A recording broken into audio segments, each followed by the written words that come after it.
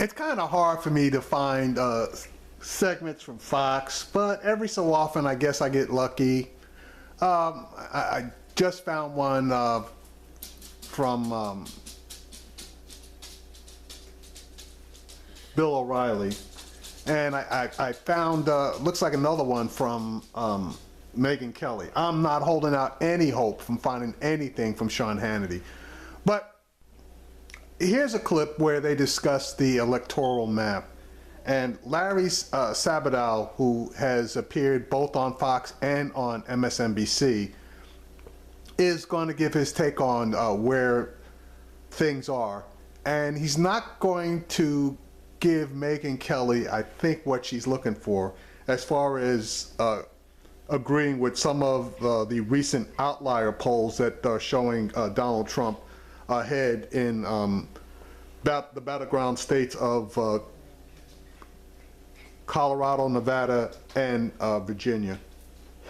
Map has changed dramatically over the past 2 weeks, and he is now predicting a much tighter race. Larry's the director of the Center for Politics at the University of Virginia. Larry, good to see you. So that's the question we begin with. Is she collapsing? Is her lead collapsing? I got to be specific given what we saw on September 11th. No, I don't think collapse is the right word at all. She has drifted down, but not by much. What really has changed is that Republicans have pushed Trump up. They finally come to his standard. They had been reluctant, at least a fair portion of them had been reluctant to support him. And now that they're faced with that binary choice, Clinton versus Trump, they're coming home to the Republican Party, even if they're not crazy about the nominee. So where do you see her most vulnerable? Because last night in this program we got late-breaking polls that showed New Hampshire, that showed Virginia and Colorado. We'll get to New Hampshire in a second, but Virginia and Colorado with major shifts. I mean, Virginia suddenly showed Trump up 3, I think it was, but Trump up and in Colorado as well. That was one poll in Virginia, and I don't want to criticize a fellow academic institution, but that is not one of the gold standard polls in Virginia. Clinton is still up in Virginia. Well, you said it, not me, Megyn. But she's still up in Virginia. She's also still up in Colorado. Look, you always have to look at the dates that the interviewing was in the field. And in Colorado, in Virginia, and elsewhere, I've seen the dates coincide almost precisely with the bombshell from FBI Director James Comey. Mm-hmm. That pushed Clinton down for a bit. You recover, especially in a campaign like this where the subject changes daily, sometimes hourly.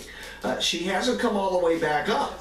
But she's come back enough so that she's stabilized. So in a lot of these states. You've seen evidence of Hillary recovering since last Friday's bombshell? Because we've had, we've had a lot of ongoing reporting on this. Well, in some states, Megyn. Well, yeah, you've had a lot of ongoing reporting, but there's been reporting on lots of other issues. Now, it's made a difference in Ohio. Which leans to Trump. It's made a difference in Iowa. Arizona is a perfect example of a state that has a lot of Republicans. Some of them were on the sidelines. Now they've come home. The state's leaning to Trump. But as Trace said, Florida is a total toss-up. What about New Hampshire? We know everybody said Florida. We just don't know. New Hampshire. What about New Hampshire? New Hampshire seems to have changed and tightened up. Is that really a surprise? Think about New Hampshire's record over the years. They seem to enjoy confounding pundits, for which they really should be severely punished, Megyn. I detect just a note of bitterness there. Very great to see you. Yes. Thanks so much, Megyn. Joining us now with more. Okay, so Larry didn't give her what she was looking for, and basically said the same thing here that he said on MSNBC, that yeah, the polls are tightening, but he still believes that Clinton is going to win this thing, and that some of these outlier polls that are showing Trump ahead are just that. They're outliers, and they aren't the quote-unquote gold standard of polls in their particular areas.